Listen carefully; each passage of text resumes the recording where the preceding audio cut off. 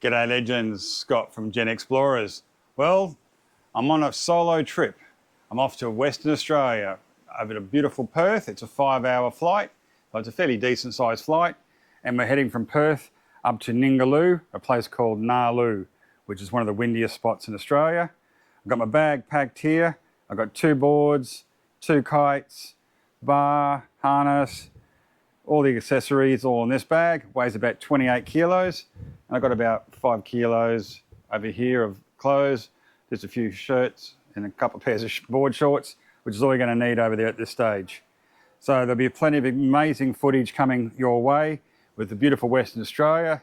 It's very desolate, but there's going to be some really spectacular shots and awesome footage coming your way. Well, that was definitely interesting, going through security. I had a drone, DSLR camera, power bank, 2 GoPros, laptop, phone, and about 8 batteries.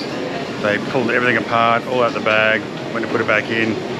I really thought I was in for a cavity search, but I didn't get that far, so I was lucky. I really felt like I was going through as like Bin Laden's brother.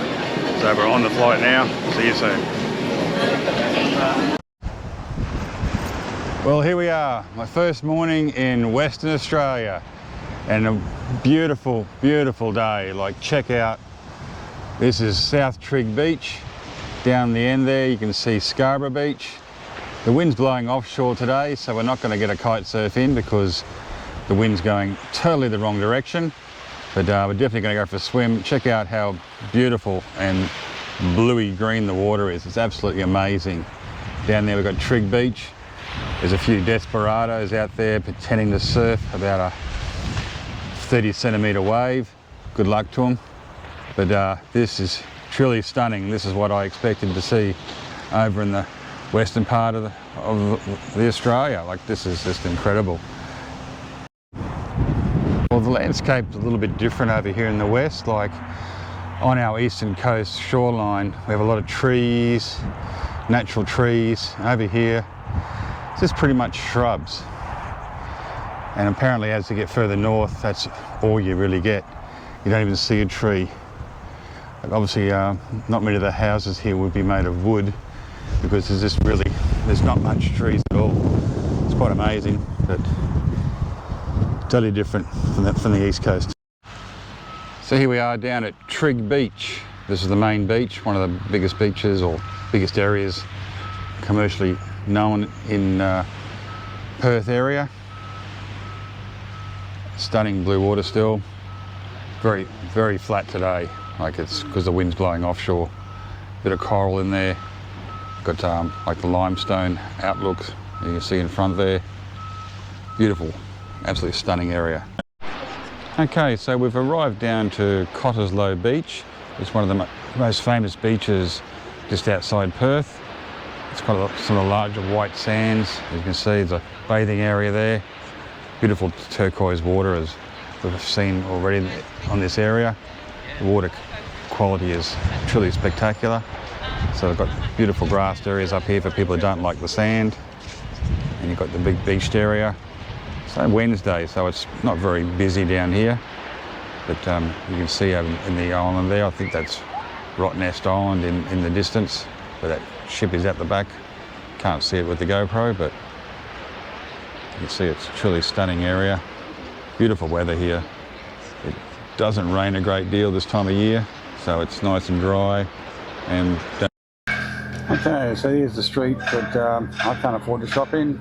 Got your Louis Vuitton, your Rolex, and we just had I don't know what it was, I think it was a McLaren or a Ferrari just go past. It was a pretty flash looking beast, but I have no idea what it was. Currently I'm a little bit lost, really don't know what I'm doing. It's quite normal for me. It's just how I roll. Going past the Rolex and the Chanel. And yeah, I'm not sure what that beach is.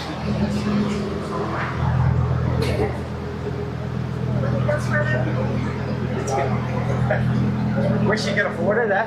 Yeah.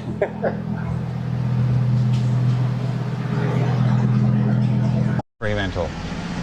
Okay, here we are in Fremantle, the oldest part of Perth. It's very historical. As you can tell by the buildings, they're colonial style buildings. They've been left to their own desire. They haven't been updated, which is quite nice to see. More of a mall sort of attitude around this area. Plenty of bars and restaurants and pubs. Got a few heaps of restaurants. A bit quiet today on a Wednesday morning, but I'm sure by the time it comes through tonight, it'll be quite busy.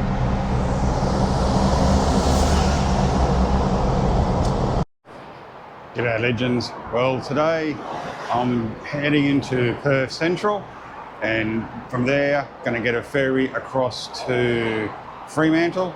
So I'm going to give you a bit of a Generation X guide to how we roll, going through a bit of history, a few of the local sites. I'm sure it's going to be about 41 degrees. I'm sure there's going to be a few pub stops. So it could be a bit of an interesting afternoon heading into the night.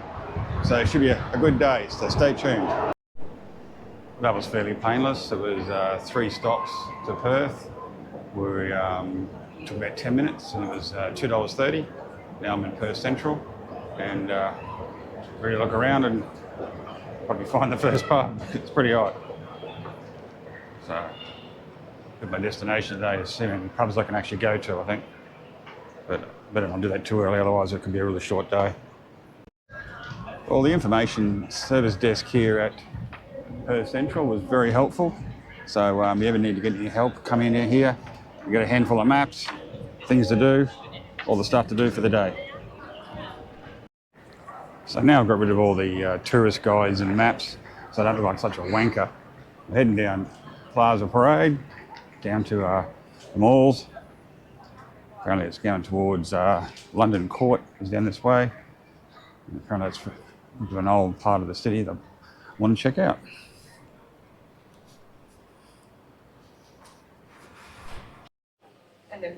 So I thought I'd have a quick stop and get a coffee so I can charge up for the day. And we're here at Finn's Espresso, and they're saying here that they are Perth's best coffee. So the pressure's on. So it's a cute little spot just before London Court. Got a fair few brews of beans here. I should have actually asked about that. Well, the Finn's coffee, it's the best coffee I've had in Perth so far, so they're not too far off the mark. So here we're heading into London Court. Looks like something out of, I don't know, something out of London, obviously. So that's pretty, pretty stupid thing to say, but that's what it is. Pretty cool. Fairly touristy spot. Everyone here taking photos, including me. Can't complain. Someone's got to do it. Got to say that coffee is really, really good. So London Court was built in 1937 by Claude de Balinelles, something like that. He was a mining entrepreneur back in the day and just wanted to copy something from London. I don't know why. It sounds like a French name to me, so I don't know why he's picked London Court when he's a Frenchman, but only he will know the reason. Maybe he just liked it. So here's a store you don't see in Queensland, an AFL store, because Western Australia is AFL crazy. Footy store. We've also got Platypus and Culture Kings. Some people mightn't have heard of Culture Kings, but it's a real success story. He was a young entrepreneur, started with hats and t-shirts, and I think he sold it off a few years ago for a couple of $1 billion. So.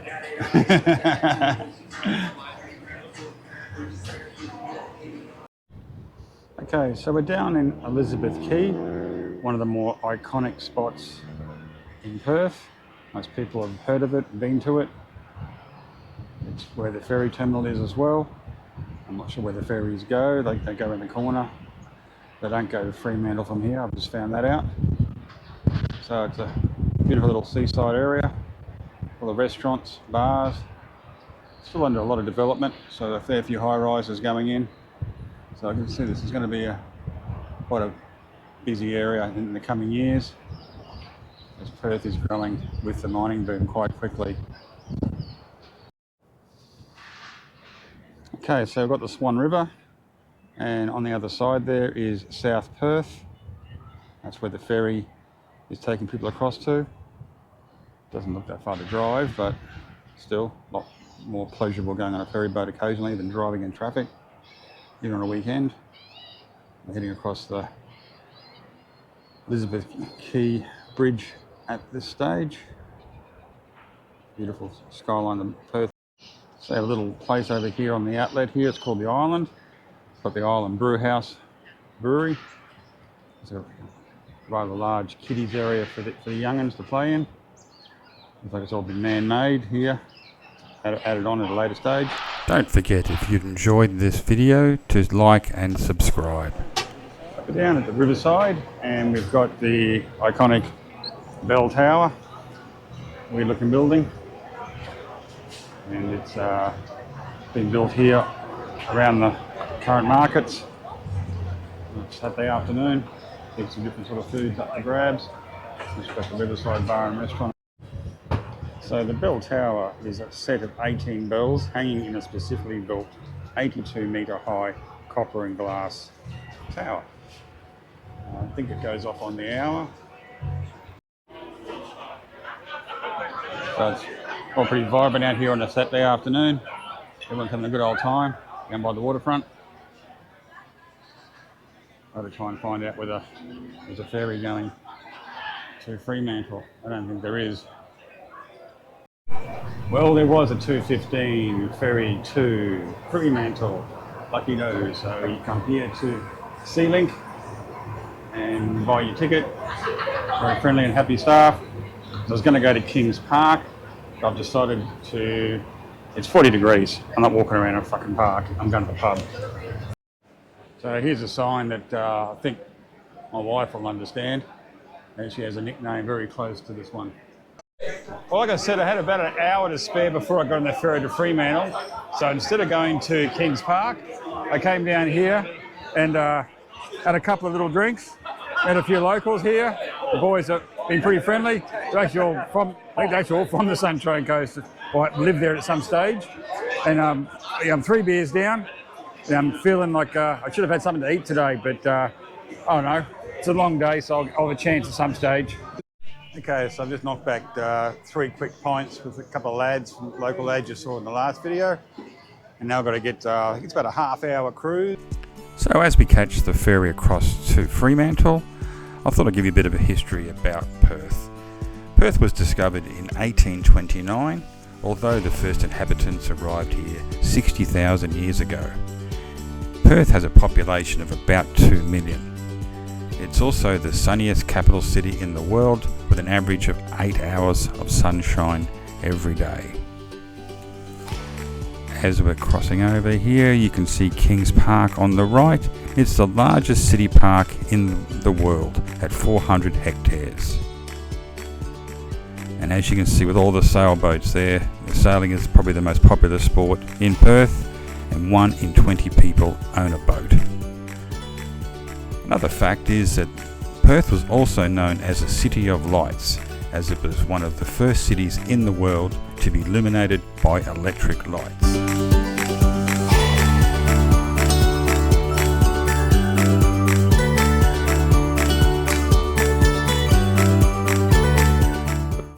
Well, I've just got off my hour-long journey to Fremantle, and as I came in, I realised that there's a brewery right at the dock, Cage Roads, which I did not realise was a brewery from Western Australia, let alone Fremantle. So I can't let a good brewery go past, so I've got to go inside and taste it. Well, as planned, I stopped off at Cage Road Breweries and I got the paddle, which had the 4 beers, and they're about 150ml each, and they were $15.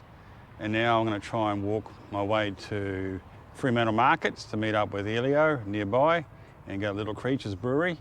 So I'll show you. Well, anybody that's travelled with me knows that me and Google Maps have a bit of a love-hate relationship. It likes to send me wherever it fucking likes, and it's done it again.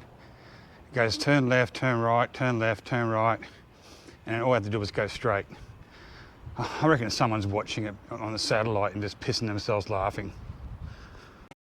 And according to Google Maps, I'm actually not here yet, and I'm still looking for it. So that's how our love-hate relationship with Google Maps is still a love-hate relationship. But I'm here, and it's telling me I'm not here. So I can't work it out. I just went in a different direction to what it said, and I just bounced into it by accident. So I'm finally here, a bit late in the day, but still a lot of people around. So here we are at the Brazilian barbecue. I needed some food to absorb up myself. And look at that. That looks pretty good. That's coming my way real soon. Got the barbecue been going all day, so it's gonna have a lot of flavour in it. And the menu, do have some chicken. I've just got the Brazilian salad. I did want the chips, but yeah, I refrained. So, all those things on the menu. All looks pretty good. Claims it's the best steak. Here it is. It's from São Paulo. He reckons. Looks good. Don't think I'll even need a knife.